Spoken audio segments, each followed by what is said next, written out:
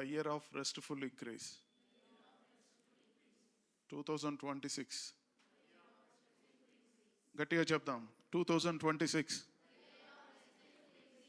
గట్టిగా చెప్దాం 2026. హల్లెలూయా. విశ్రాంతి, అభివృద్ధి. నువ్వు విశ్రాంతిగా ఉండడం నేర్చుకుంటే అభివృద్ధిగా ఉండడము నీ జీవితంలో దేవుడు నీకు చూపిస్తాడు. అందరం చెప్దాం, విశ్రాంతిగా ఉండడం నేర్చుకుందాం. విశ్రాంతి ఎక్కడ ఉంటుందో అక్కడ అభివృద్ధి ఉంటుంది. ప్రియమైన దేవుని బిడ్డలారా, విశ్రాంతి ఎక్కడ ఉంటుందో అక్కడ రెస్టోరేషన్ ఉంటుంది. మన దేవుడు రెస్టోర్ చేయాలనుకుంటున్నాడు, పునరుద్ధరించాలనుకుంటున్నాడు. లాస్ట్ ఇయర్ మన ప్రామిస్తో పాటు ఈ సంవత్సరం కూడా మన దానిపైన మన ప్రామిస్, న్యూ ఇయర్ ప్రామిస్ కట్టబడతా ఉంది దానిపైన. సో దాని కొనసాగింపు. ఆమేన్. నీ జీవితంలో రెస్టోరేషన్ని నువ్వు చూడాలంటే నీకు రెస్ట్ఫుల్ అవసరం. పునరుద్ధరణ నువ్వు చూడాలంటే విశ్రాంతి నీకు అవసరం. విశ్రాంతి ఉన్న చోట రెస్టోరేషన్ ఉంటుంది.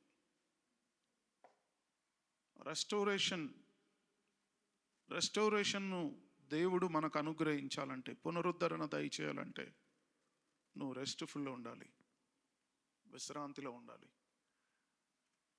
అప్పుడు దేవుడు నూతన సృష్టి పాతవి నీ జీవితంలో నుండి తొలగించబడి నూతనమైన దేవుని వాగ్దానాలన్నీ, దేవుడు క్రొత్త నిబంధనలో నీకు ఇచ్చిన ఆశీర్వాదాలన్నీ నీ జీవితంలో నువ్వు పొందుకుంటావు. కాబట్టి ఇప్పుడు ఆ రెస్ట్ఫుల్ని ఎట్లా మనం కలిగి ఉండాలో వాక్యంలో నుండి మనం నేర్చుకుందాం. ప్రియమైన దేవుని బిడ్డలారా, ప్రతి మనుష్య జీవితంలో అనేకమైన వ్యతిరేకతలు, నెగటివ్ థింగ్స్ అంటే వ్యతిరేకమైన సంఘటనలు మనందరి జీవితాల్లో ఉన్నాయి. అందరు చెప్పండి, వ్యతిరేకమైన సంఘటనలు, వ్యతిరేకమైన విషయాలు. అంటే మనం ఒకటి అనుకుంటుంటే ఇంకొకటి బయట మన కుటుంబంలో, లేకుంటే మన చుట్టూ, లేకపోతే మన శరీరంలో మనం చూస్తూ ఉంటాం. ఇక్కడ మనం దేవుని వాక్యాన్ని ఒకటి వింటాం, మన జీవితాల్లో ఇంకొకటి మనం చూస్తూ ఉంటాం. దేవుడేమో మేలు, ఆశీర్వాదము, దీవెన ఇవన్నీ దేవుడు చెప్తా ఉన్నాడు. కానీ మన జీవితాల్లో కనపడేది కీడు, శాపము, పాపము, భారము, ఇవి మనకు కనపడతా ఉంటాయి. అయితే ఇలాంటి నెగిటివ్గా ఉన్న, వ్యతిరేకంగా ఉన్న, దేవుడు చెప్తున్న దానికి పూర్తిగా భిన్నంగా వ్యతిరేకంగా ఉన్న మన కుటుంబాల్లో, మన జీవితాల్లో రెస్టోరేషన్ జరగాలంటే, అంటే అవి మారిపోవాలంటే, అవి పునరుద్ధరించబడాలంటే మనము విశ్రాంతిలో ఉండాలి అని దేవుడు కోరుతున్నాడు. సో మీ అందరికీ ప్రతి వారం నేను చెప్తా ఉంటాను, ఫస్ట్ భార్య ఒక చోట, భర్త ఒక చోట, పిల్లలు ఒక చోట కూర్చోకండి. ఫ్యామిలీ అంతా ఒక చోట కూర్చోండి. ఇప్పటికే దయ్యం మిమ్మల్ని దూరం చేస్తూ ఉన్నాడు. భర్త వస్తే భార్య రాదు, భార్య వస్తే భర్త రాడు, భర్త భార్య వస్తే ఎవరు రారు? పిల్లలు రారు. ఎవరు చేస్తున్న పని ఇది? దయ్యం చేస్తున్నాడు ఈ పని. నువ్వేం చేస్తున్నావు? దయ్యానికి అవకాశం ఇస్తూ ఉన్నావు. కాబట్టి అలా ఇవ్వకండి. మనందరం కుటుంబాలుగా దేవుడు ఎలా దీవిస్తా అన్నాడు? కుటుంబాన్ని దీవిస్తానన్నాడు. కుటుంబంలో ఒకరిని కాదండి. అందుకే ఆ జైలు అధికారితో పౌలు అన్నాడు, నేనేం చేయాలి, పరిస్థితులు ఇలా ఉన్నాయంటే యేసుక్రీస్తునందు విశ్వాసం ఉంచు, అప్పుడు నీవు నీ ఇంటి వారు రక్షించబడతారు. ఆమేన్. నువ్వు నమ్మితే నీ ఇంట్లో నమ్మనోడు కూడా వచ్చేస్తాడు మందిరానికి. సమస్య వాడిది కాదు. వాడి సమస్య ఉండొచ్చు, కానీ వానికంటే సమస్య కంటే మించిన బలము, శక్తి నీ దగ్గర ఉంది. దేవుడు కార్యం చేస్తాడు. నువ్వు నమ్మితే దేవుడు కార్యం చేస్తాడు. రెడీగా ఉన్నాడు. హల్లెలూయా. సరే, ప్రియమైన దేవుని బిడ్డలారా, ఈరోజు మన వాక్యాంశము రెస్ట్ఫుల్, విశ్రాంతిగా ఉండడం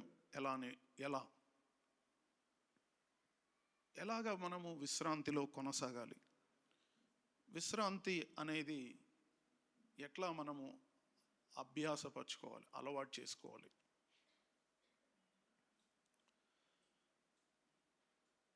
ఇప్పుడు నేను మీతో చెప్పాను, చాలా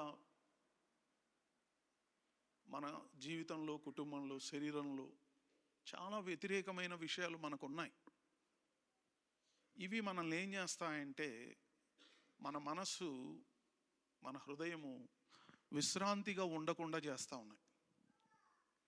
ఇప్పుడు ఒక చెడు వార్త విన్నాం అనుకోండి ఉదయాన్నే, ఇంకా ఆ రోజు మొత్తం మనం ఎట్లా ఉంటాం? గలిబిలిగా ఉంటాం. అంటే మనలో ఆ పీస్ ఉండదు, ఆ రెస్ట్ఫుల్ ఉండదు. మనం పని చేస్తూ ఉంటాం, బయటికి వెళ్తాం, తింటూ ఉంటాం, తిరుగుతూ ఉంటాం, కానీ లోపల మాత్రం ఎంతో అన్రెస్ట్ఫుల్, అవిశ్రాంతి, ఎంతో ఒత్తిడి, లేక బాధగా, గలిబిలిగా, ఇబ్బందిగా ఉంటాం.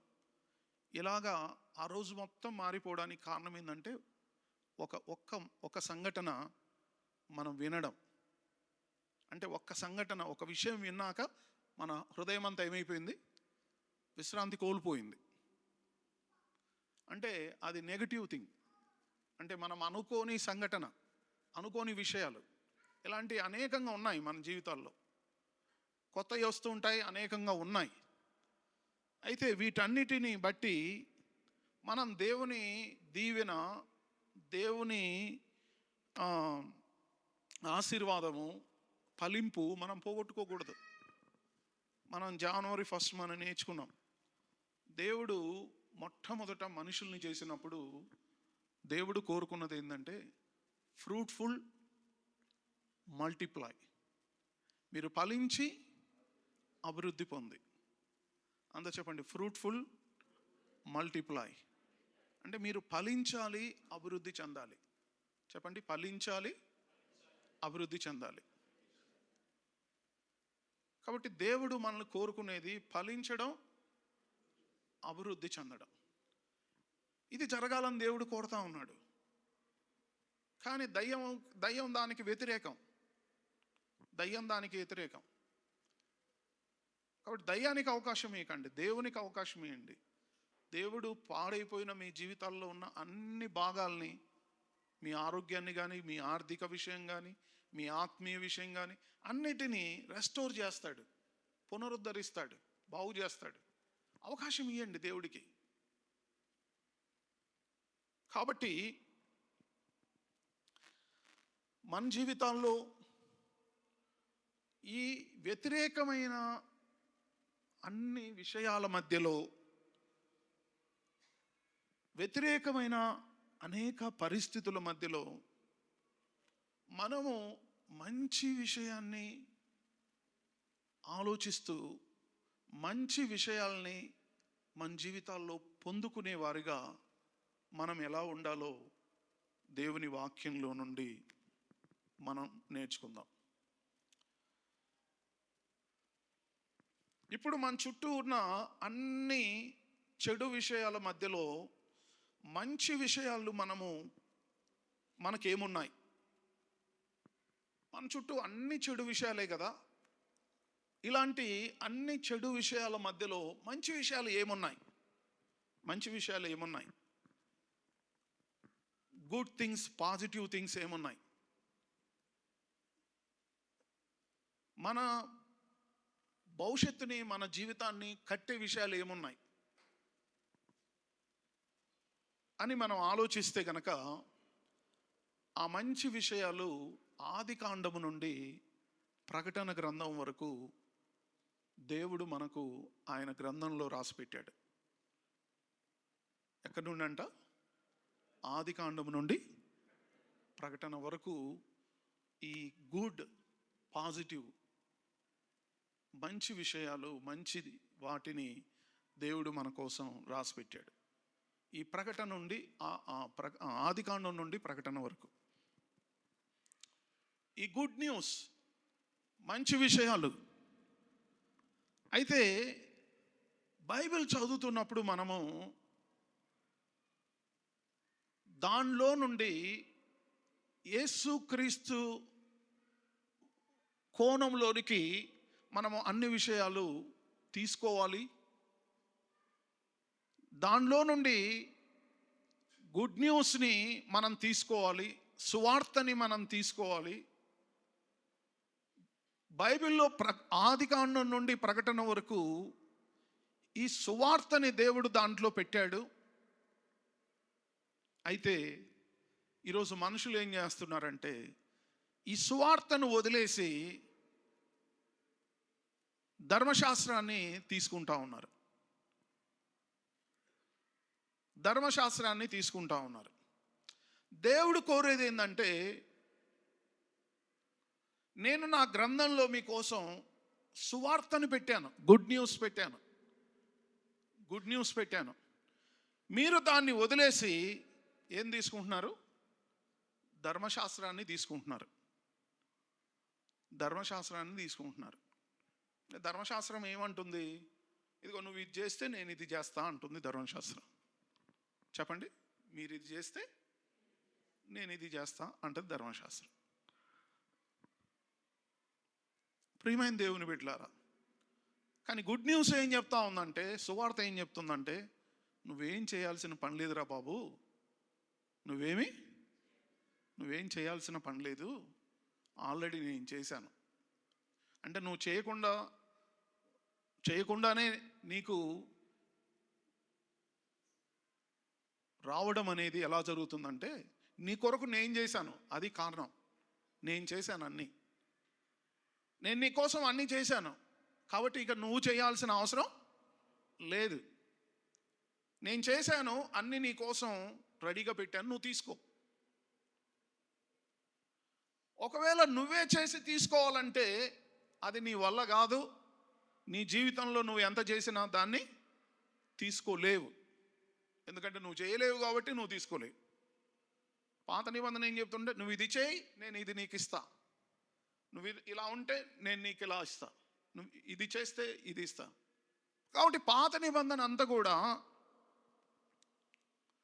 మన నుండి ఎక్స్పెక్ట్ చేస్తూ ఉంది. కొత్త నిబంధన అంతా కూడా సప్లై చేస్తూ ఉంది. పాత నిబంధన ఎక్స్పెక్టింగ్, కొత్త నిబంధన సప్లై. అంటే పాత నిబంధన మన నుండి ఆశిస్తుంది, కొత్త నిబంధన మనకు సమృద్ధిగా దయచేస్తుంది. అందుకే బైబిల్ని మనము ఆదికాండం నుండి ప్రకటన వరకు ఏ కోణంలో చదవాలి? యేసుక్రీస్తు కోణంలోనే మనం చదవాలి. ఎవరి కోణంలో? పాత నిబంధనలో కూడా కొత్త నిబంధనలో కూడా అన్ని మంచి విషయాలే ఉన్నాయి. కానీ ఈ గ్రంథాన్ని యేసుక్రీస్తు కోణంలోనే మనం చూడాలి, చదవాలి.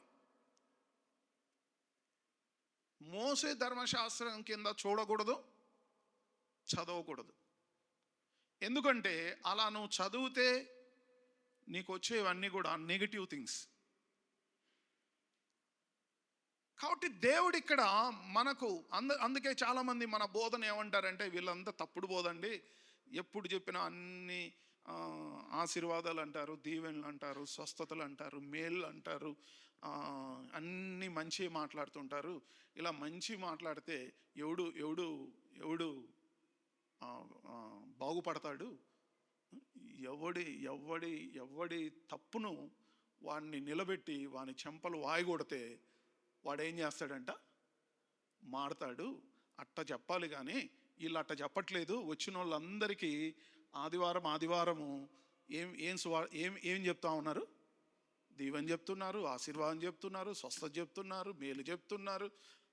అన్నీ ఇలాంటివే చెప్తే ఇది ఇది కరెక్ట్ బోధన? ఈ బోధ తప్పు, ఇది ఇలా కాదు, ఇది అలా చెప్పకూడదు అని చాలామంది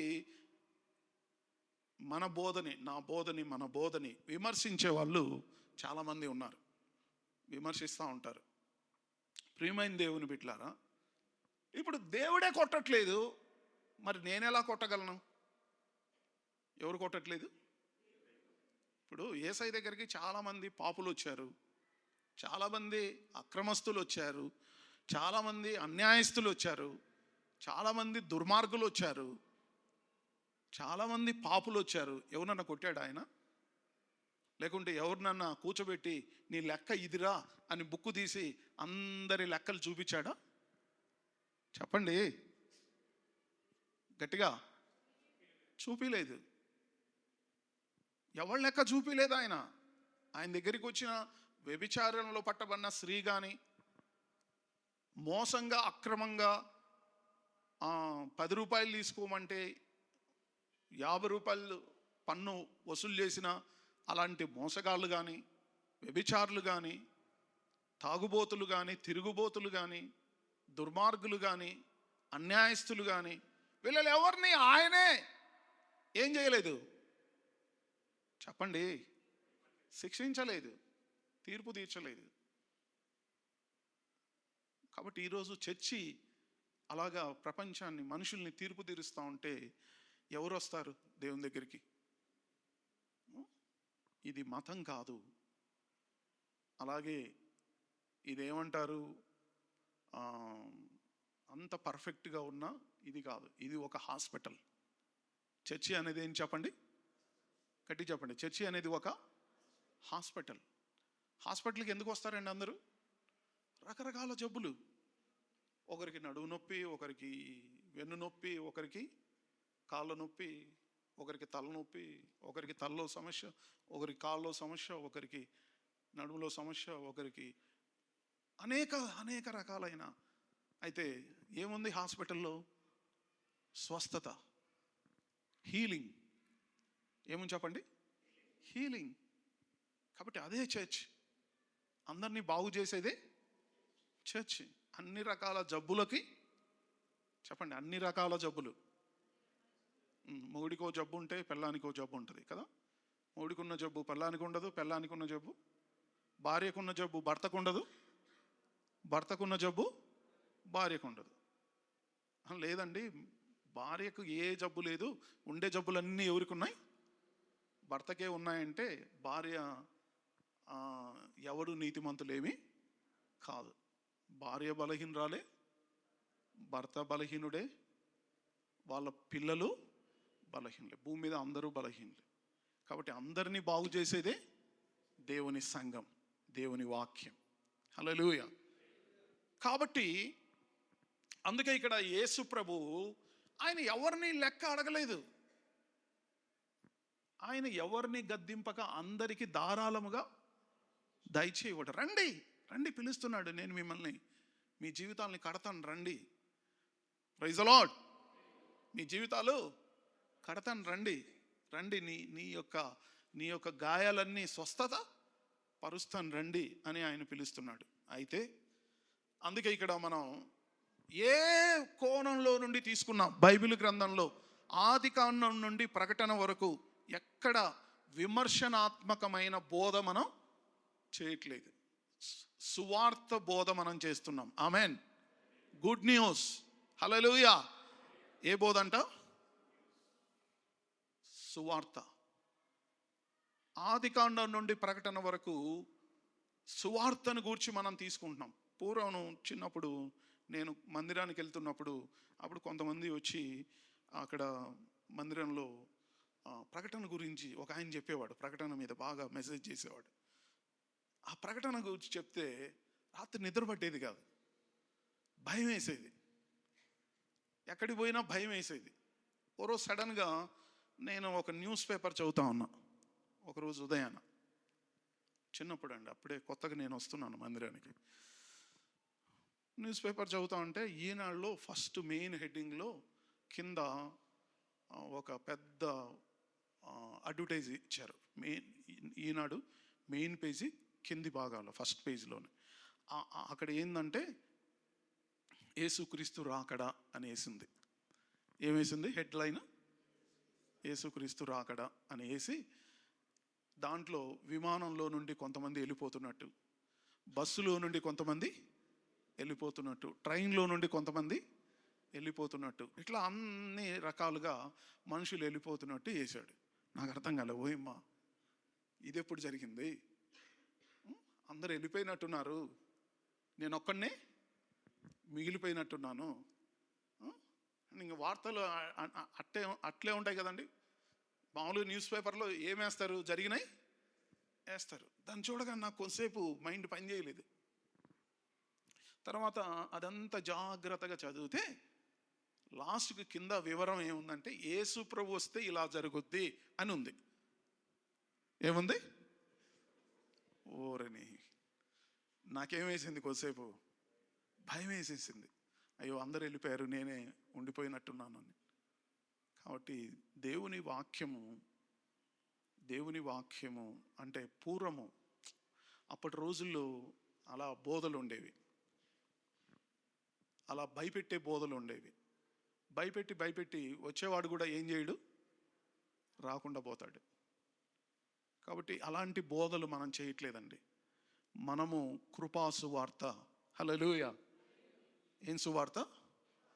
మోసే ధర్మశాస్త్రాన్ని తెచ్చాడు, యేసుక్రీస్తు కృపా సత్యములను తీసుకొచ్చాడు. ఆమెన్. ఏం తెచ్చాడంట? కృపా సత్యములను. సరే, అందుకే మనం the year of RESTful increase. కాబట్టి ఇప్పుడు మనం ఏం చేయాలి? రెస్ట్ఫుల్, విశ్రాంతి అంటే నిద్రబొమ్మని కాదు, చర్చికి వచ్చి ఏం కాదు, మస్తాను. విశ్రాంతి అంటే ఏం కాకూడదు, నిద్ర రాత్రిపో బాగా. ఎప్పుడు నిద్రపో? రాత్రి బాగా నిద్రపో. రెస్ట్ఫుల్ అంటే పని పోకుండా ఇంట్లో కూర్చొని నిద్రపోమని కాదు. రెస్ట్ఫుల్ అంటే నీ హృదయంలో రెస్ట్గా ఉండడం. ఎక్కడ రెస్ట్ అంట? హృదయంలో రెస్ట్గా. నెగిటివ్ థాట్స్ అన్నీ కూడా హృదయంలో నుండి తీసేసుకొని అన్నీ గుడ్ న్యూస్, పాజిటివ్, మంచి విషయాలు, మంచి సంఘటనలు లోపల పెట్టుకొని ఉండడము దేవుడు కోరుతా ఉన్నాడు. అది రెస్ట్ఫుల్. కాబట్టి ప్రియమైన దేవుని బిడ్డలారా, ఎక్కడ ఈ యొక్క రెస్ట్ ఉంటుందో వాళ్ళ జీవితాల్లో ఇంక్రీజ్ ఉంటుంది, అభివృద్ధి ఉంటుంది, ఆరోగ్యం ఉంటుంది, సమస్తమైన దీవెనలు ఉంటాయి. కాబట్టి ఇప్పుడు మనం ఏం చేయాలంటే సానుకూలమైన ప్రతికూలమైన విషయాల్లో నుండి మన మనసు తీసేసి సానుకూలమైన విషయాల మీద మన మనసు పెట్టాలి. ఆమెన్.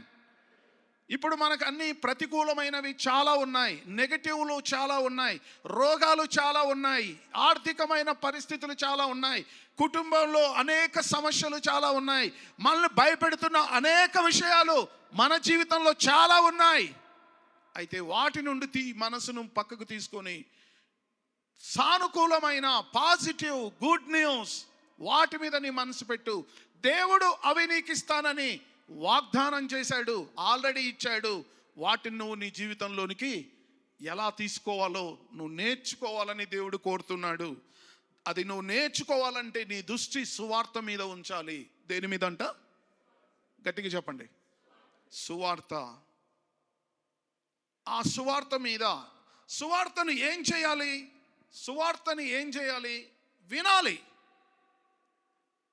మనం ఆదివారం మేము ప్రతి ఆదివారము మీకు చెప్తుంది సువార్తే. ప్రియమైన దేవుని బిడ్డలారా, ఆదివారం నేను వచ్చానండి, విన్నానండి, పాస్టర్ గారు బాగానే చెప్పారండి, కానీ నా జీవితంలో ఏం జరగట్లేదండి. వింటున్నారా? ఆదివారం వచ్చారు, విన్నారు, కానీ ఏమీ జరగట్లేదు. ఏంటి కారణం? ఏంటి? వచ్చానండి, విన్నానండి, బాగా చెప్పారండి, కానీ ఏం కాలేదు. ఏం జరగలేదండి. అంటే జరగట్లేదు అంటే ఏదో ఒక పొరపాటు, సమస్య ఉంది కదా, అంటే ఇంకా చేయాల్సింది ఏదో ఉంది కదా. ప్రియమైన దేవుని బిడ్డలారా, వాక్యము ఏమంటుందంటే ఒక్కసారి వింటే జరగవండి. వింటున్నారా? ఒక్కసారి వింటే ఏది జరగదండి.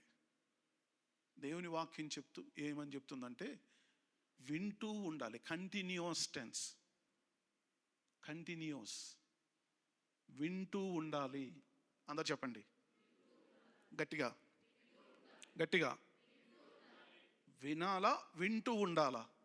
వినాలి అంటే ఒకసారి, వింటూ ఉండాలి అంటే కంటిన్యూగా అది జరుగుతూ ఉండాలి. వింటూ ఉండాలి.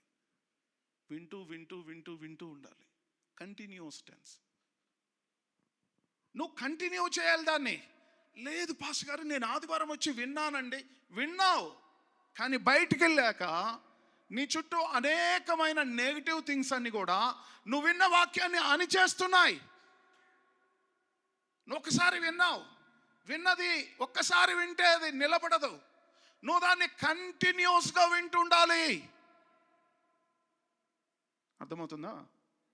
ఎప్పుడు వినాలంట? కంటిన్యూస్గా. నువ్వు దినమంతా దాన్ని వింటూ ఉండాలి. నువ్వు పని చేస్తున్నప్పుడు, కూర్చున్నప్పుడు, నడుస్తున్నప్పుడు, నువ్వు పడుకొని ఉన్నప్పుడు. దావీదు అంటాడు, నాకు కొన్ని రాత్రులు నాకు నిద్ర పట్టలేదు. రాత్రులు జాముల్లో నాకు నిద్ర రానప్పుడు నేను నా పడకలో నీ వాక్యాన్ని ధ్యానిస్తూ ఉన్నాను. ధ్యానించడం అంటే గొనుగుతూ ఉన్నాను.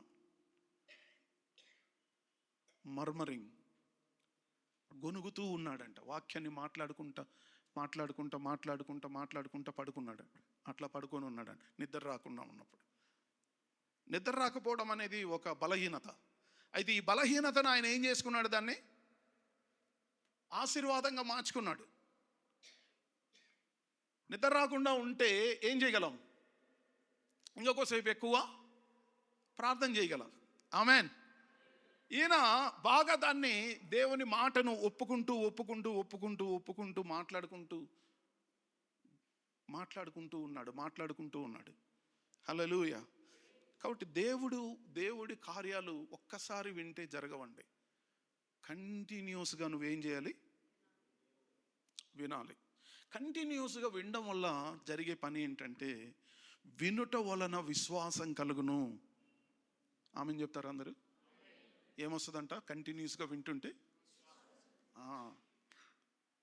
వినుట వలన విశ్వాసం కలుగును. నువ్వు బాగా మళ్ళా దేవుని మాట మరలా వింటుంటే వినుట వలన విశ్వాసం కలుగును. విశ్వాసం అనేది ఎప్పుడైతే వస్తుందో నీ జీవితంలో నుండి సమస్య బయటికి వెళ్ళిపోతుంది. నీ జీవితంలో నుండి ఆ ప్రతికూలమైన పరిస్థితులు మారిపోతాయి. కాబట్టి నీకు విశ్వాసం కావాలి.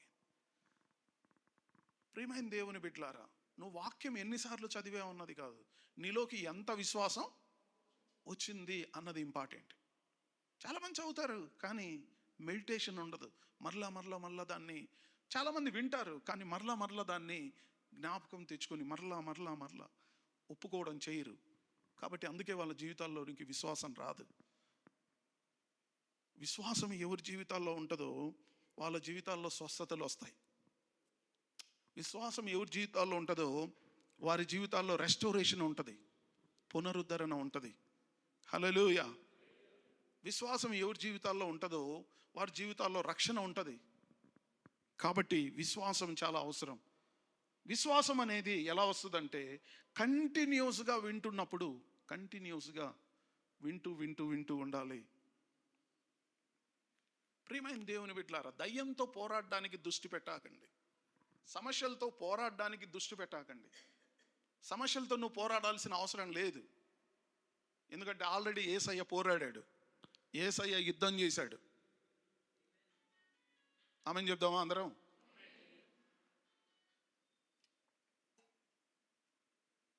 అందరు చెప్పండి, సమస్యలతో పోరాడొద్దు. గట్టిగా చెప్పండి. నీ పక్కన వాళ్ళతో చెప్పండి. పోరాడొద్దు అంటే అర్థం ఇంకా దాని గురించి మళ్ళీ మాట్లాడుకోకూడదు మనం. ఏమంటారు?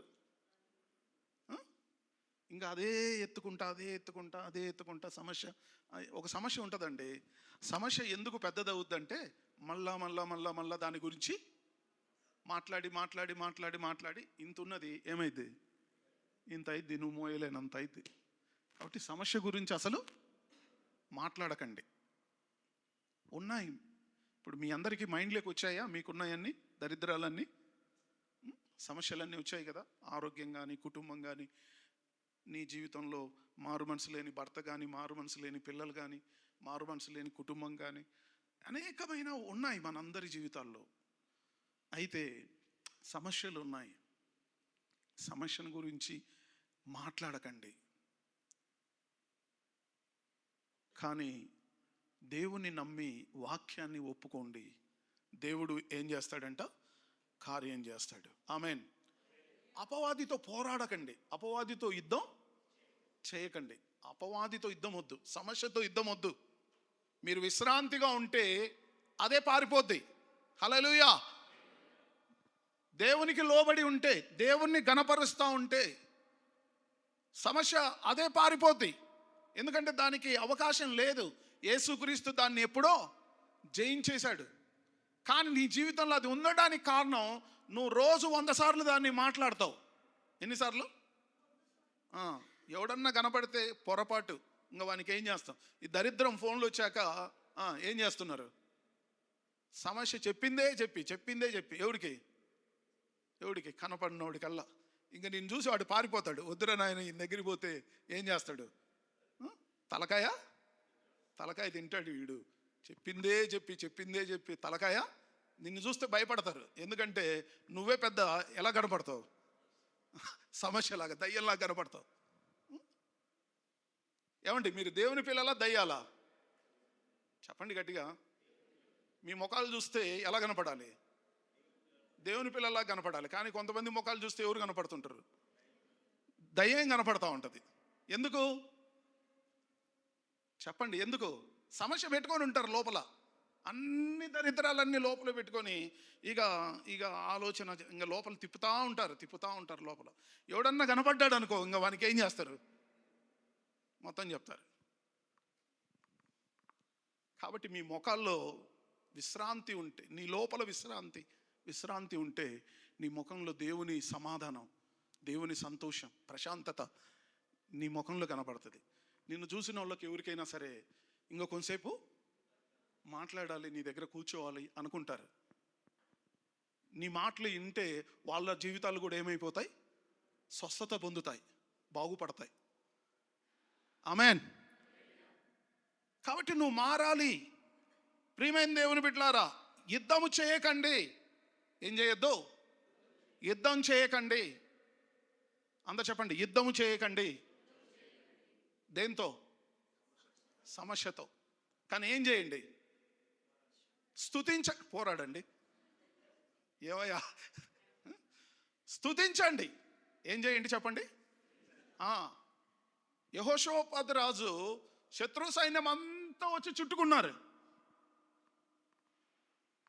ఆయన చేసిన పని ఏంటంట? ఆయన దగ్గర కత్తులు లేవు, యుద్ధాలు లేవు, గుర్రాలు లేవు, ఆయుధాలు లేవు, ఏమీ లేవు. అయితే ఆయన దగ్గర ప్రార్థన ఉంది, స్తుతి ఉంది, ఆరాధన ఉంది. దేవుని దగ్గర కూర్చొని ఒకటే మాట చెప్పాడు, దేవా, ఈ సైన్యంతో యుద్ధం చేయడానికి మా దగ్గర శక్తి లేదు, బలం లేదు, మాకు సైన్యం లేదు, ఆయుధాలు లేవు, అసలు మాకేం లేవు, ఇంకా వేరే ఆలోచన కూడా లేదు. ఒకటి, నువ్వే మాకు దిక్కు. ఏమన్నాడు? నువ్వే మాకు దిక్కు, నిన్ను మేము నమ్ముకున్నాం, ఆ శత్రువు మమ్మల్ని ఏమి చేయలేడు, దేవా నిన్ను స్తుతిస్తున్నాం అని ముందుకెళ్ళాడు. అంతే, దేవుని మహిమ వచ్చి ఆ శత్రువులందరినీ సంహరించింది. ఈయన ఏం చేయలేదు, ఒక ఆయుధం ఎత్తలేదు, ఒక కత్తి తిప్పలేదు, ఒక యుద్ధము చేయలేదు. కానీ దేవుడే యుద్ధం చేసి ఇజ్రాయేలీలకి గొప్ప విజయాన్ని ఇచ్చాడు. అదేనండి విశ్రాంతి. ఆమెన్ చెప్పండి. అదే రెస్ట్ఫుల్ ఇంక్రీజ్. ఆ తర్వాత ఆ శత్రువులందరినీ సంహరిస్తే యెహోషువపాతు రాజు ఆయన ఇజ్రాయేలు ప్రజలు ఆ సైన్యంలోకి అక్కడి లోపల అంటే సంహరించబడ్డ ఆ సైనికుల దగ్గరికి పోతే వాళ్ళ దగ్గర ఉన్న డబ్బు అండి, బంగారు, వాళ్ళ దగ్గర ఉన్న ధనము, అది కూర్చుకోవడానికి 3 రోజులు పట్టిందంట. చెప్పండి ఎన్ని రోజులు? గట్టి చెప్పండి. ఏం కూర్చుకున్నారు? చెప్పండి ఏం కూర్చుకున్నారు? ధనము, బంగారు, వెండి అంత పోగు చేసుకోవడానికే 3 రోజులు పట్టిందంట. ఎంత గొప్ప విజయం అండి. అంటే రెస్ట్లో ఎంత ఆశీర్వాదం ఉంది, ఆరోగ్యం ఉంది. ఆమేన్. కాబట్టి ఏం నేర్చుకుందాం మనం?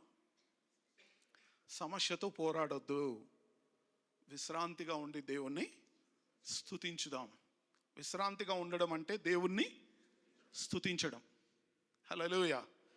దేవుని వాక్యాన్ని మరలా మరలా మరలా మరలా మరలా ధ్యానించడం.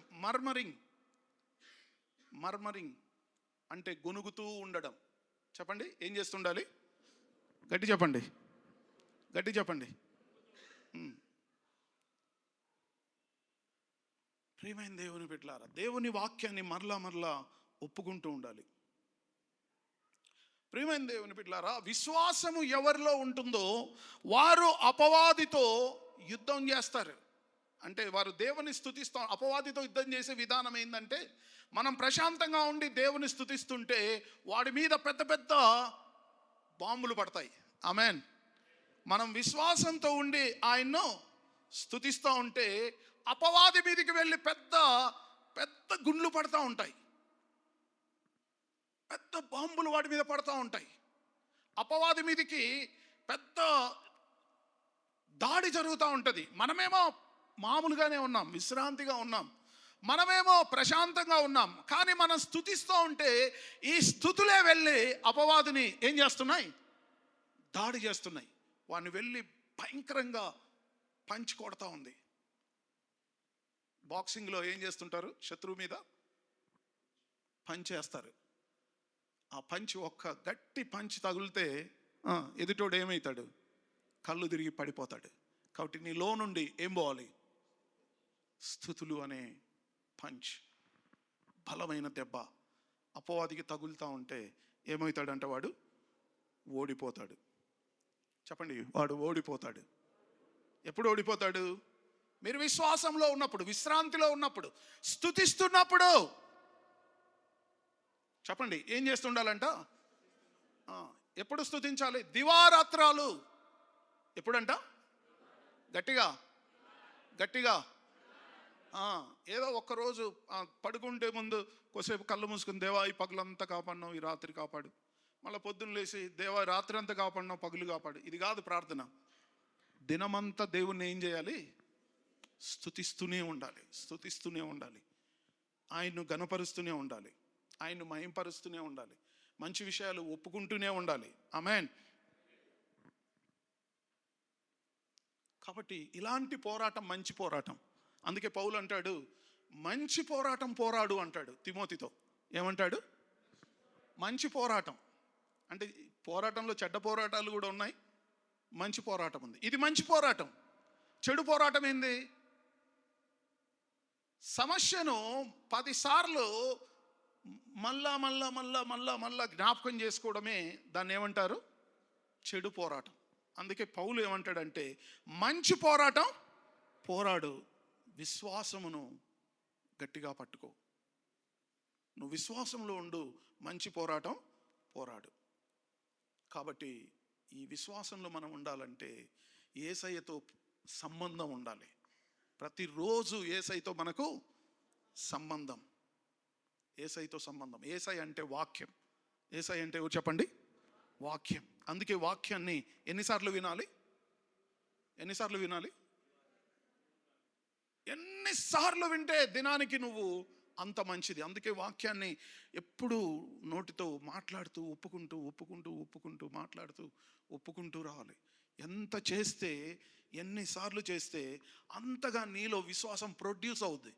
ఎందుకంటే వాక్యమే విశ్వాసం, వాక్యమే యేసయ్య.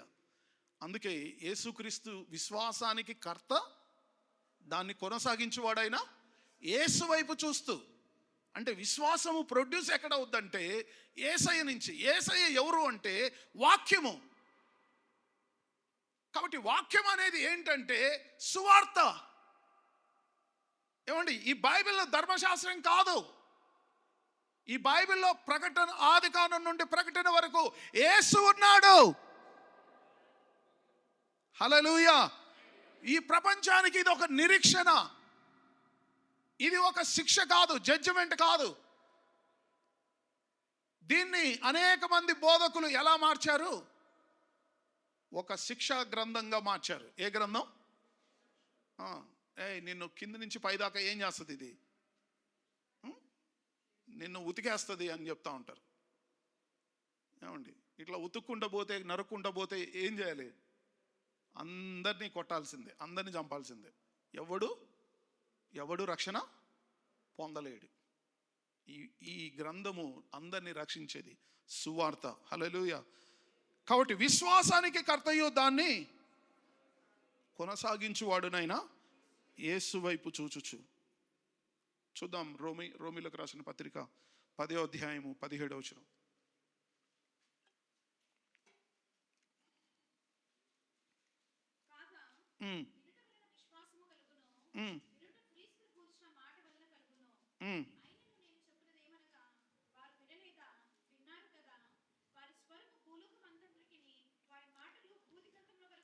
చాలమ్మా. వినుట వలన విశ్వాసం కలుగును, వినుట క్రీస్తును గూర్చిన మాట వల్ల కలుగును. కాబట్టి విశ్వాసం ఎలా వస్తుందంటండి? వినుట వల్ల విశ్వాసం.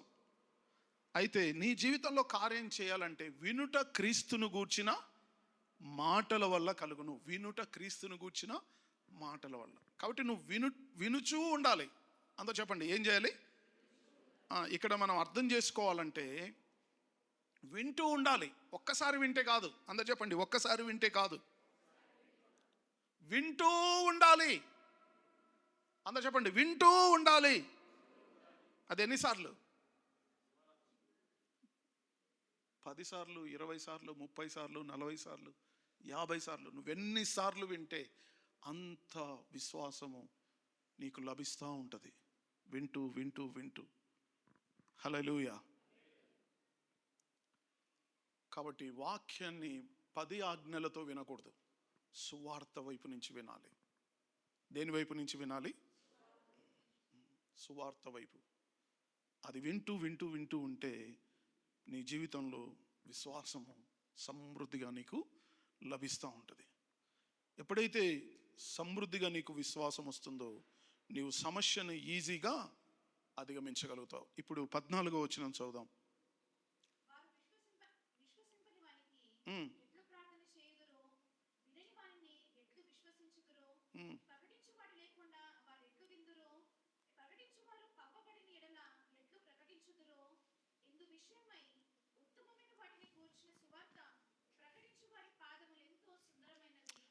ఉత్తమమైన వాటిని ప్రకటించు వారి పాదములు ఎంతో సుందరమైనవి. ఉత్తమమైన వాటిని ప్రకటించు వారి పాదములు ఎంత సుందరమైనవి. చదువుమా. అని వ్రాయబడి ఉన్నది.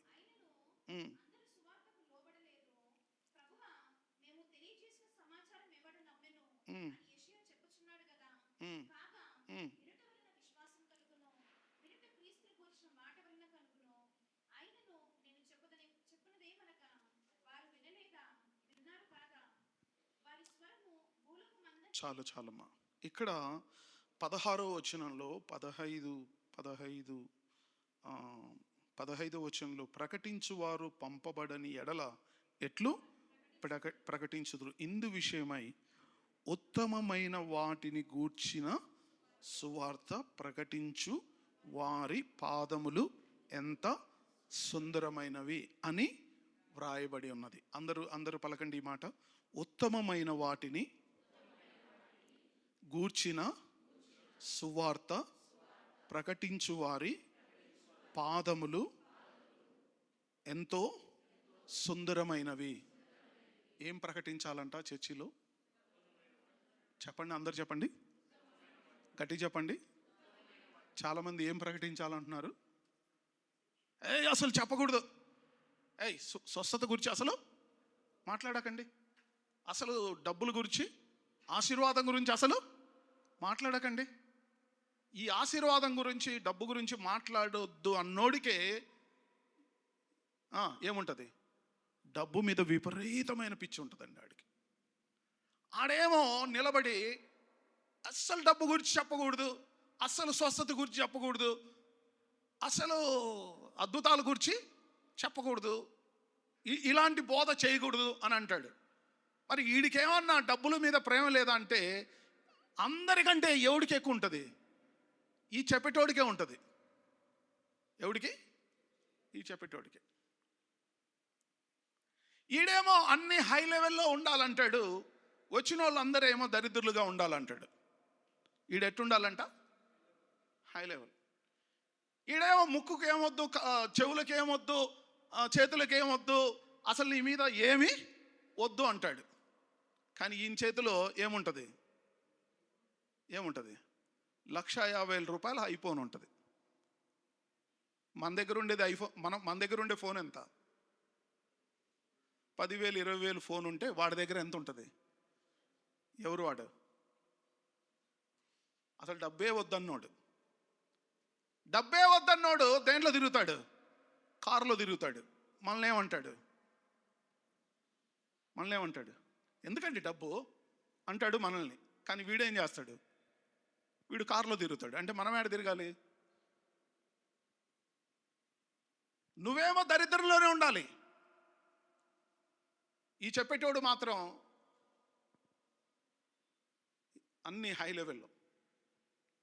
వీడికేమో అందరు అసిస్టెంట్లు. ఈరోజు చాలామంది బోధకులు దరిద్రులుగా ఉన్నారండి. దేవుని సువార్త సరిగా ప్రజలకు ఏం చేయట్లేదు. ఈ ప్రజలు కూడా ఎట్టేటోళ్ళు, వీళ్ళు కూడా దురద చెవులు కలిగిన వాళ్ళంట. ఏం చెవులు? చెప్పండి గట్టిగా. ఏ చెవులు? గట్టి చెప్పండి. దురద చెవులు అంటే ఎవడు గూర్చి అన్నా చెప్తే ఇందామనే ఆశ. ఈయన గూర్చి ఈడు తెలుసుకుందామని ఆశ లేదు వీడికి. ఎవరు కావాలి? వేరే వాడి సంగతి వీడికి కావాలి. అంటే చెవులు కోసుకుంటా ఉంటారంటారు పెద్దలు. ఏం కోసుకుంటాడంట? వాక్యానికి కోసుకోరాదు చెవులు. దేనికి కోసుకో? సువార్తకు. వాక్యం విని దాన్ని రోజు చెప్పుకుంటా వింటూ ఉండు. బతుకు మారిపోద్దిగా. ఎవడో సంగతి నీకెందుకురా నాయన? వాడు ఎలా, వాడి బాధ ఏదో, వాడి కర్మ ఏదో, వాడి ఇబ్బంది ఏదో వాడు పడతా ఉన్నాడు. చేతనైతే ఏం చెయ్యి? సహాయం చెయ్యి. నువ్వు సహాయం చెయ్యి. నువ్వు బాగుండు, వాడు బాగుండాలని కోరుకో. వాడి సంగతి ఎందుకు? ఈ బోధకులు కూడా పిట్ట కథలు చెప్పి, ఏం కథలు? గట్టి చెప్పండి. ఏం విన్నావురా నాయన అంటే, బలు చెప్పాడండి. ఏం చెప్పాడురా? ఒక కథ చెప్పాడండి. వీడి కథలు చెప్పి పంపిస్తుంటాడు. ఈడేమో బాగా ఎలా ఉంటాడు? విలాసవంతంగా అంత బాగుంటాడు. ఈడికేమో అసలు ఏమి ఉండదు, ఇంట్లో దరిద్రంగా ఉంటాడు. మన బోధ అది కాదండి. మన బోధ అది కాదు.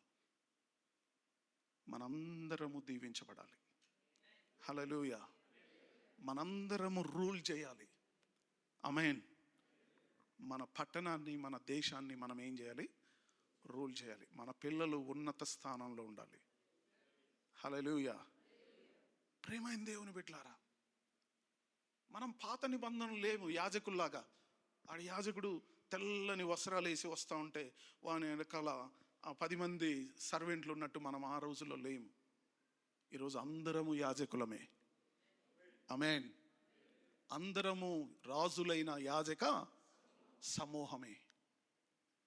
నేను నా ఒక్క పిల్లలు దీవించబడాలని నేను ఎప్పుడు బోధించను. మనందరి పిల్లలు దీవించబడాలి, మనందరి కుటుంబాలు అభివృద్ధిలో ఉండాలి, మనందరము సొంత కార్లు కలిగి ఉండాలి, మనందరం సొంత ఇల్లు కలిగి ఉండాలి. హల్లెలూయా. మన దేవుడు ధనవంతుడైతే మనం ఎందుకు పేదరికంలో ఉండాలి? ఈ సువార్త సరిగా చెప్పని వాడు ధర్మశాస్త్రాన్ని చెప్తూ ఎంతసేపు మనుషుల్ని నిందించడము, విమర్శించడము, మనుషుల్ని ఎత్తిపట్టడము, మనుషుల్ని, ఇలాంటి బోధలు అవసరం లేదండి. యేసు ప్రభు ఎప్పుడు కూడా ఆ బోధ, ఎంతోమంది దొంగలు వచ్చారు ఆయన దగ్గరికి, వ్యభిచారులు వచ్చారు, తాగుడు బోతులు వచ్చారు, మోసగాళ్ళు వచ్చారు, కానీ వాళ్ళని ఎవరిని కూడా ఒక్కరిని కూడా వాని పాపం గురించి లెక్క అడగలేదు. వారందరి జీవితాలని ఆయన మార్చి ఆశీర్వాదకరంగా చేశాడు. హల్లెలూయా. అందుకే సువార్త ప్రకటించు వారి పాదములు ఎంత సుందరమైనవి. ఆమేన్. కాబట్టి మీరు కూడా ఎలా ఉండాలి? సువార్త ప్రకటించే వాళ్ళుగా ఉండాలి మీరు కూడా. ఆమేన్. మీరు ఏ ఇంటికన్నా వెళ్తే, ఏ మనిషినన్నా కలిస్తే వాళ్ళ జీవితాలు ఏమైపోవాలి చెప్పండి గట్టిగా? మారిపోతాయండి. నువ్వు సువార్త చెప్తే, పాజిటివ్గా మాట్లాడితే, గుడ్ విషయాలు, మంచి విషయాలు మాట్లాడితే జీవితాలు మారిపోతాయి. ఇంకొకరి విషయాలు మనకు అవసరం లేదు, దేవుని సువార్తని మనం మాట్లాడాలి. కాబట్టి అందుకే సువార్త ప్రకటించు వారి పాదములు ఎంత సుందరమైనవి. ప్రియమైన దేవుని బిడ్డలారా, అందుకే ఈరోజు మనము అలాంటి విషయాలు మనం ఎప్పుడు మాట్లాడుకుంటూ మనం ఒప్పుకుంటూ ఉండాలి. మన చుట్టూ ఉన్న వాళ్ళకి కూడా దాన్ని మనం ఏం చేయాలి? ప్రకటిస్తూ రావాలి. చెప్పండి, గట్టి చెప్పండి, ప్రకటిస్తూ రావాలి. కాబట్టి ఈరోజు యేసుక్రీస్తు యొక్క బోధ, యేసుక్రీస్తు యొక్క విధానము అలా ఉంటుందండి. చూద్దాం. కీర్తన గ్రంథము 65వ అధ్యాయము 11వ వచనం.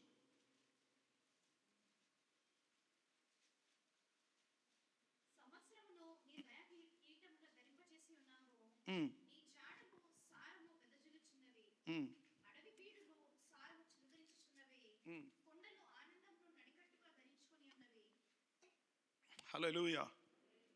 ఇంకొక మాట చూసి మనము దీంట్లోకి వెళ్దామండి. కొరింథీ పత్రికలోకి ఒకసారి వెళ్దాం. కొరింథీ పత్రిక 1 కొరింథీ 3వ అధ్యాయము 16వ వచనం. పౌలు సువార్త ఎలా ఉంటుందో మనం చూద్దాం ఒకసారి. మీరు దేవుని ఆలయమై ఉన్నారని, దేవుని ఆత్మ మీలో నివసించున్నాడని మీరు ఎరగరా? ఎవడైనాను దేవుని ఆలయాన్ని పాడు చేసిన ఎడల దేవుడు వాణ్ణి పాడు చేయను.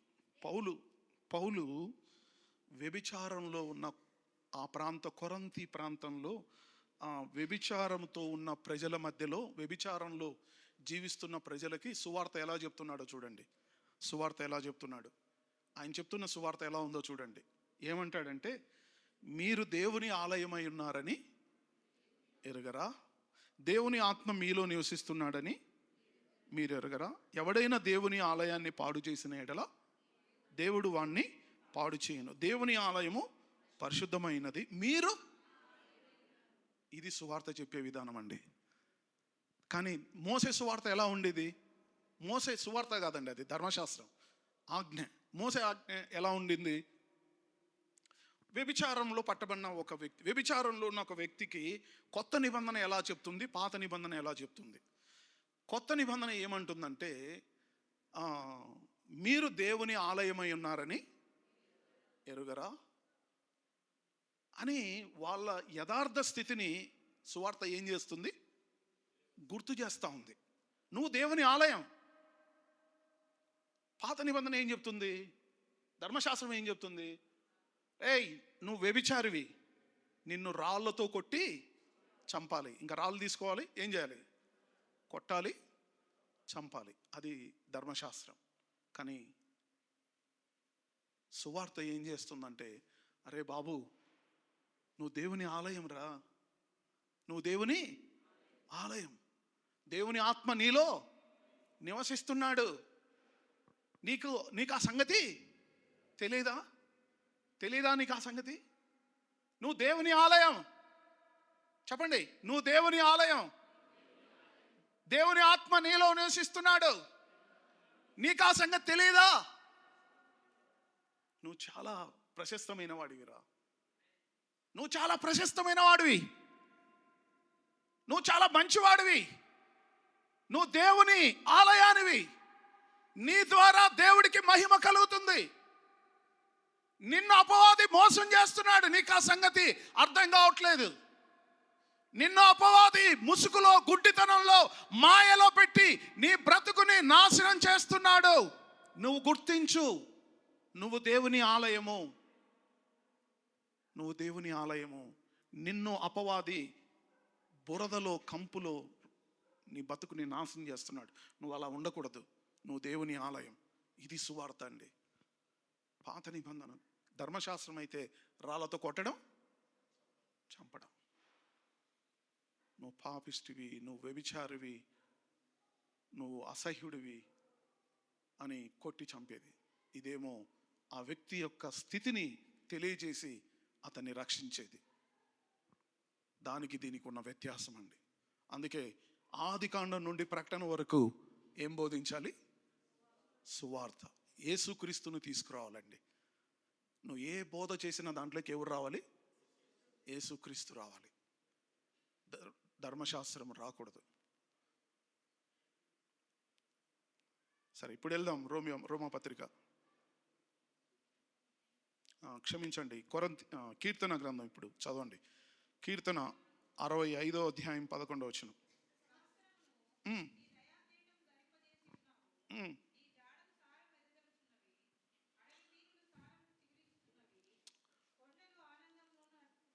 చాలమ్మా. సంవత్సరమును నీ దయా కిరీటము ధరింపచేసి ఉన్నావు. నీ జాడల సారము వెదజల్లుచున్నది. ఏముందంట? సంవత్సరమును నీ దయా కిరీటము ధరింపచేసి ఉన్నావు. నీ జాడల సారము వెదజల్లుచున్నది. ప్రియమైన దేవుని బిడ్డలారా, ఇక్కడ మనము సంవత్సరం అనే నీ దయా కిరీటము, క్రౌన్, కిరీటము. ఇంగ్లీష్లో ఏముంటుందంటే you crown year with your goodness. ఆయన సంవత్సరం అనే దయా కిరీటము, గుడ్నెస్, మంచితనము. ఆమెన్. దేవుడు మనందరికీ ఏమిస్తున్నాడంట? గుడ్నెస్. అందరు చెప్పండి గట్టిగా. And your path drip with abundance. Samriddhi, goodness, abundance, మంచి, సమృద్ధి.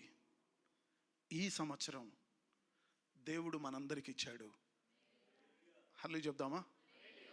నీ సంవత్సరమును దయా కిరీటము, నీ సంవత్సరమును దయా కిరీటము నాకు ధరింపచేస్తున్నావు. గుడ్నెస్.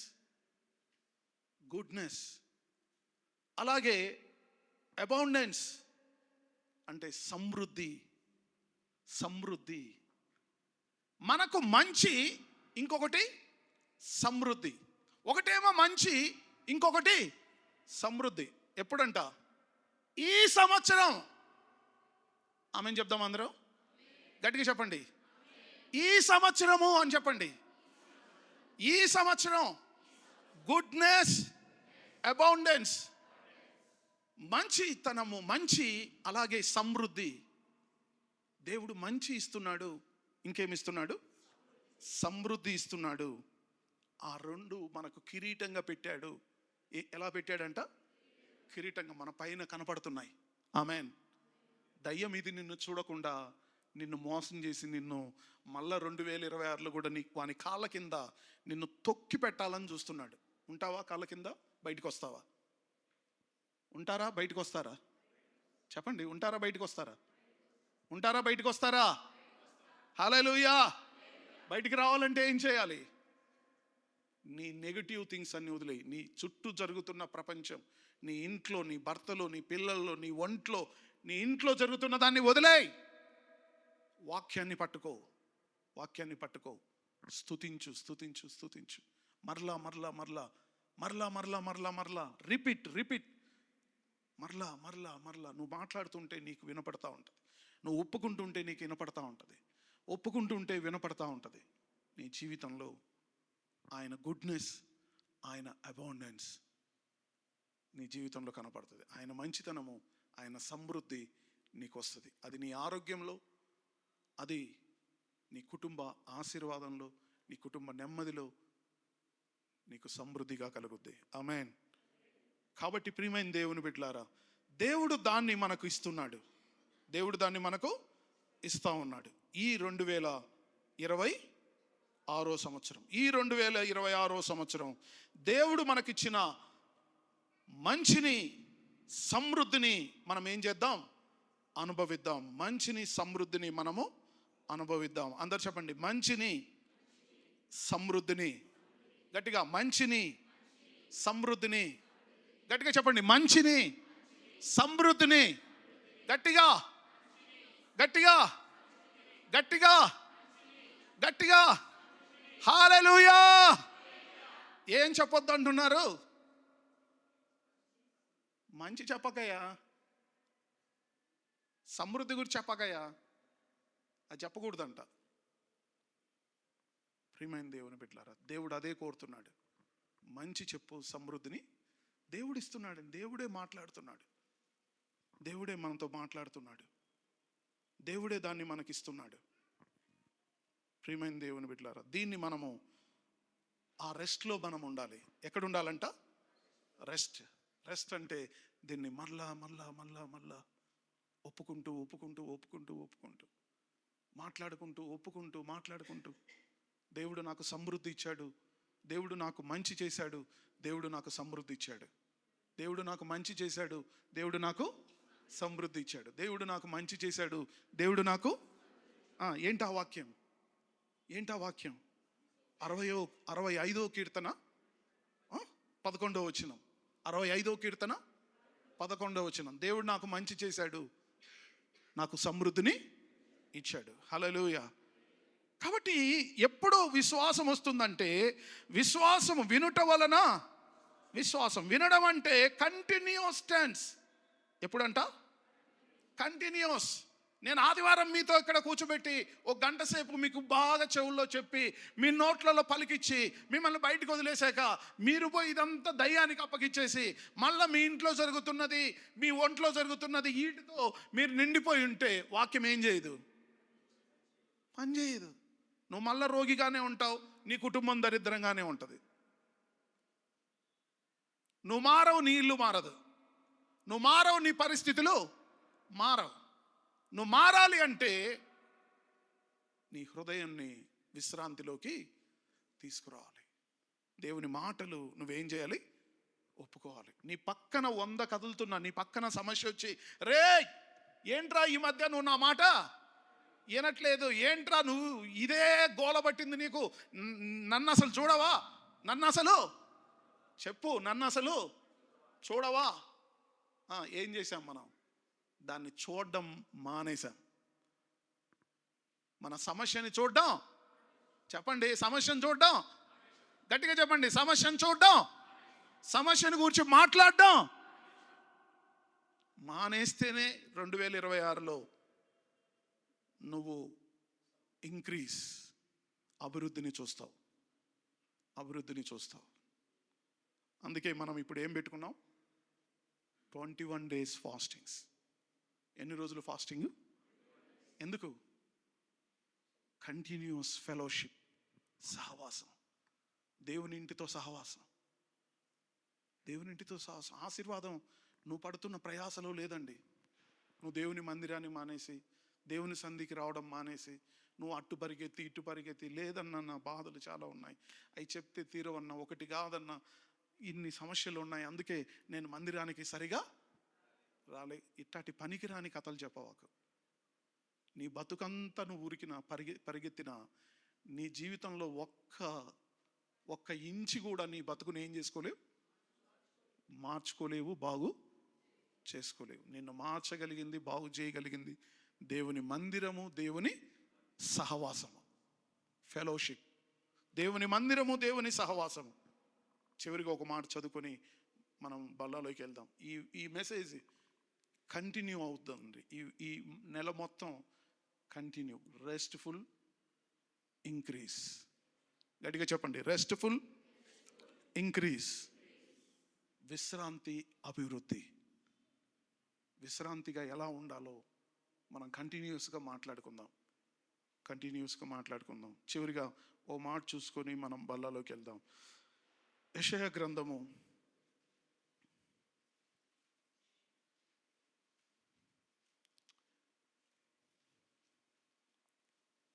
55వ అధ్యాయము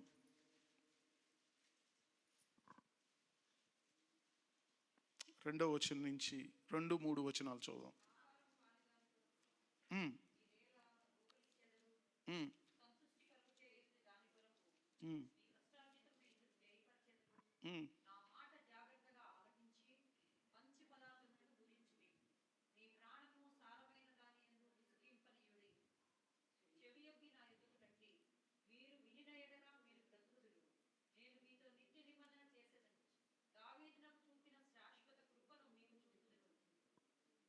హల్లెలూయా.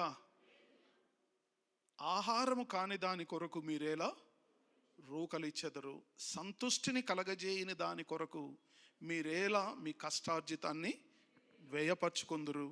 నా మాటలు జాగ్రత్తగా ఆలకించి మంచి పదార్థములను భుజించండి. ఇక్కడ మళ్ళా ఏం చూస్తున్నాం? మంచి. చెప్పండి, గుడ్నెస్. గట్టిగా, మంచి, గుడ్నెస్. దేవుడు మళ్ళీ మాట్లాడుతున్నాడు. ఇక్కడ మాట్లాడుతున్నాడు. మనము కీర్తన 65:11 చూసాం. సంవత్సరమును దయా కిరీటము ఆయన మనకు దయచేసి మంచి సంవత్సరాన్ని ఇచ్చి ఆయన అడుగుల సారమును వెదజల్లుచున్నాడు. అబౌండెన్స్ లైఫ్ని, సమృద్ధి అయిన జీవాన్ని, సమృద్ధి అయిన జీవితాన్ని ఈ సంవత్సరం నీకు, నాకు, మనందరికీ ఇవ్వాలని దేవుడు కోరుతున్నాడు. ఆమేన్. కాబట్టి అయితే ఇక్కడ వాక్యం ఇక్కడ మళ్ళా మాట్లాడుతుంది అదే మాట. ఏమంటుంది? ఎందుకురా నీ బతుకుని పాడు చేసుకుంటావు? ఆహారము కాని దాని కొరకు మీరేలా రూకలిచ్చేదరు, సంతృష్టిని కలగజేయని దాని కొరకు మీ కష్టార్జితాన్ని ఎందుకు వ్యయపరచుదురు. నా మాట జాగ్రత్తగా ఆలకించడం అంటే వినడం. చెప్పండి, వినడం. నా మాట జాగ్రత్తగా విని. అందరు చెప్పండి, జాగ్రత్తగా విని. ఇది చాలా ఇంపార్టెంట్ అండి. నువ్వేం వింటున్నావో అది ఇంపార్టెంట్. నువ్వు ఇది వినాలండి. జాగ్రత్తగా విను. నువ్వు ఇంటికి వెళ్ళినాక ఒక్క నెగిటివ్ విషయం మళ్ళా నీ కళ్ళ ముందుకు వచ్చినప్పుడు నువ్వు ఈ మాటను బయటికి పోనీయకూడదు. ఒక వ్యతిరేకమైన విషయము, ఒక వ్యతిరేకమైన సంఘటన, ఒక వ్యతిరేకమైన పరిస్థితి నీ కళ్ళ ముందుగా, నీ చెవులకు కానీ వస్తే నువ్వు దాన్ని లోపలికి రానియకూడదు. నువ్వేం చెప్పుకోవాలి అప్పుడు? నాకు ఈ సంవత్సరం దేవుడేమిచ్చాడు? Goodness, abundance. నాకు దేవుడు మంచి చేశాడు, నాకు దేవుడు అభివృద్ధిని, సమృద్ధిని ఇచ్చాడు. అది నీ కుటుంబంలో ఏ పరిస్థితి అయినా, అదేదైనా మారిపోద్ది. నాకు ఎన్నిసార్లు కనపడినా వినపడినా నేను దానికి ఏమాత్రము నా హృదయంలో ఏం చేయను? స్పందించను. నా శాంతిని, నా విశ్రాంతిని నేను ఎంత మాత్రం కోల్పోను. చెప్పండి, కోల్పోను. సమస్య, నువ్వు నాలో ఉన్న విశ్రాంతిని ఏమాత్రము దొంగిలించలేవు. నేను ఆయన వాక్యాన్ని లోపల గట్టిగా పట్టుకున్నాను. కాబట్టి జాగ్రత్తగా విని, నువ్వు మళ్ళా వింటుంటేనే ఇది నీ జీవితంలో కంటిన్యూస్గా ఉండి నిన్ను అపవాది ఎక్కడ నీ మీద దాడి చేసి నిన్ను మళ్ళా వెనక్కి పాత బతుకులోకి లాక్కపోయి నిన్ను కూర్చోబెట్టకుండా ఈ వాక్యము నిన్ను కాపాడుద్ది. హల్లెలూయా. ఆయన మాటలు నిన్ను కాపాడుతాయి. దివారాత్రాలు నీ చుట్టూ కంచెగా ఉండి నిన్ను భద్రపరుస్తాయి. నిన్ను క్షేమ స్థితిలోకి నిన్ను తీసుకెళ్తాయి. నీ శరీరంలో ఆరోగ్యకరమైన పరిస్థితులు నీకు వచ్చేస్తాయి. నీ కుటుంబంలో ఉన్న సమస్తమైన శాపములన్నీ కూడా తొలగించబడి అవి ఆశీర్వాదకరంగా మారిపోతాయి. కారణము దివారాత్రాలు నువ్వేం చేస్తుండాలి? వింటూ ఉండాలి, ఒప్పుకుంటూ ఉండాలి. నువ్వు ఒప్పుకుంటుంటే ఏం జరుగుద్దంటే నీ చెవు వింటూ ఉంటుంది. నువ్వు ఒప్పుకుంటుంటే నోటితో నీ చెవు వింటూ ఉంటుంది. కంటిన్యూస్. నేను ఈరోజు చెప్పాను, ఇప్పుడు చెప్పాను. నువ్వు ఇంటికి వెళ్ళి మళ్ళీ వదిలేసి మళ్ళా కుక్కతోక వంకర అని చెప్పి అదే పనిలో ఉంటే, అదే సనుగుల్లో, అదే గొనుగుల్లో, అదే ఆలోచనలో, అదే పద్ధతిలో, అదే విధానంలో ఉంటే నీ బతుకుని ఎవడు మార్చలేడు. నువ్వు వచ్చావు దేవుని మందిరానికి, నీ పద్ధతి, నీ విధానం, నీ ఆలోచన, నీ మాటలు, నీ పరిస్థితి మార్చుకో.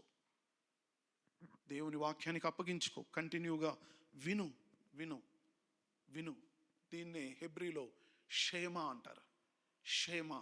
అందరూ చెప్పండి, గట్టిగా చెప్పండి, గట్టిగా చెప్పండి.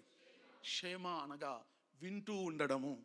షేమా అంటే అర్థం ఏం చెప్పండి, గట్టిగా చెప్పండి. మనకు ఒక మంచి అవకాశం ఉంది. ఈ వాక్యం మళ్ళా మీకు లైవ్లో ఎన్నిసార్లు అయినా వినొచ్చు యూట్యూబ్లో. ఎంతమంది తెలుసు? మన వాక్యం మళ్ళా ఉంటుందండి. నువ్వు మళ్ళీ మళ్ళీ మళ్ళీ మళ్ళీ కావాలంటే ఏం చేయొచ్చు? ఇంటికి వెళ్ళి మళ్ళా మళ్ళా మళ్ళా మళ్ళా నువ్వు ఎన్నిసార్లు కావాలన్నా వినొచ్చు. జీసస్ సోల్ చర్చ్ యూట్యూబ్లోకి వెళ్తే ఈరోజు మెసేజ్ నీకు ఉంటుంది. అందరూ లేచి నిలబడదాం.